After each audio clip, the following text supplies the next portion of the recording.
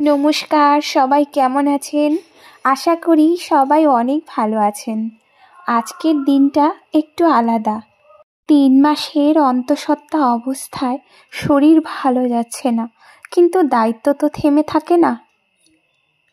সকালে রান্না, ছেলেকে সামলানো, নিজের ক্লান্তি, বর্মশায় একটু সাহায্য, এই সব কিছুর মাঝে বিকেলে ডক্টরের কাছে যাচ্ছি।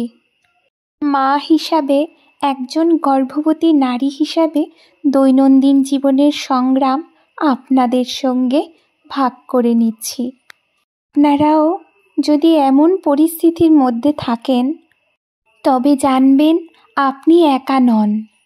পরিবারের সকলকে শুভ সকাল জানিয়ে আজকের দিনটা শুরু করলাম।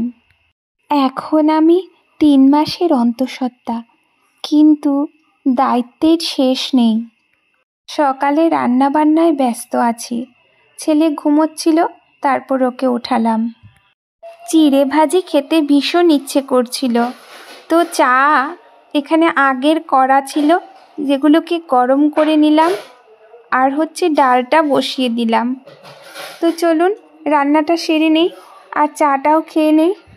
ছেলে যেহেতু ঘুম থেকে উঠে গেছে, তার জন্য রান্না করাটাও কঠিন হয়ে পড়ছে।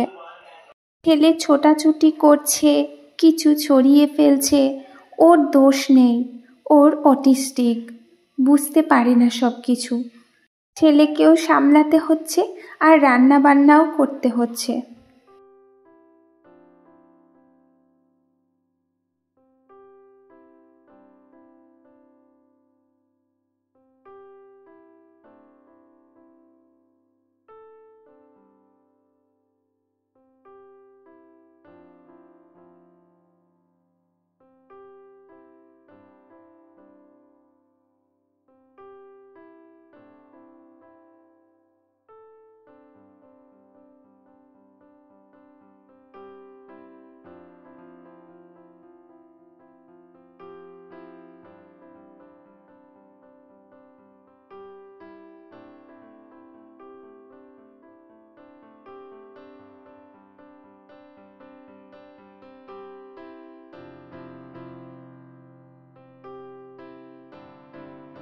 এদিকে দেখুন, তরকারিটা কষানো হয়ে গেছে। এবার তো ঝোলটা দিয়ে, আর ঝোলটা ফুটে ওঠার পরই মাছটা দিয়ে দেব। বারবার অপারেশন হয়েছে, আর এখন গর্ভবতী, শরীরটা আর আগের মতো নেই আমার। মাঝে মাঝে কান্না পায়, কিন্তু শক্ত থাকতে হয়। ভাগ্য ভালো, আজ বর্মশাই একটু সাহায্য করছে। রান্না শেষ করে ছেলেকে খাইয়ে দিব, আর ওষুধপত্র এগুলো অনেক টাইম টেবিলে খেতে হয়। এখন মনে পড়ছে, কিছুক্ষণ তো মনেই থাকে না। মায়েরা সব সামলে নেয়, নিজের কথা ভাবার সময় হয় না। ছেলে এদিকে ঘুমোচ্ছে, ও ঘুমাতে ঘুমাতে আমি তৈরি হয়ে নিই। সময় 4টা, তো 4টা থেকে ডক্টর দেখবে, তার জন্য একটু তাড়াতাড়ি রেডি হয়ে নেই, তাহলে সময় মতো ওখানে যেতে পারবো।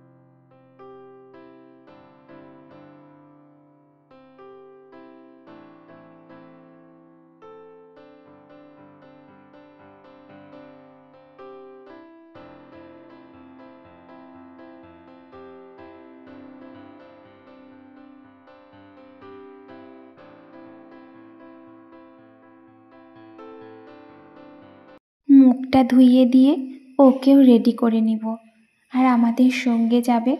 ওকে কিছু খাইয়ে দেব, তারপর ওকে রেডি টেডি করে আর বেরিয়ে পড়ব ডাক্তারের কাছে যাওয়ার উদ্দেশ্যে। তো চলুন ওকে কিছু খাইয়ে দিই। তার আগে দেখুন তো, ও ঘুম থেকে বিকেলে উঠেছে, এখন ওর কিছু ভালো লাগছে না, কিন্তু ও এই সময়টাতে অনেক শান্ত।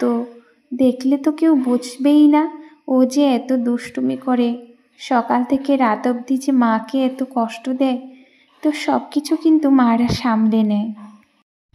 আজকে যাব মায়ের বাড়ি, আর মা আমাকে অনেক দিন ধরে দেখেনি, তার জন্য মার ভীষণ ইচ্ছে হচ্ছিল আমাকে দেখার।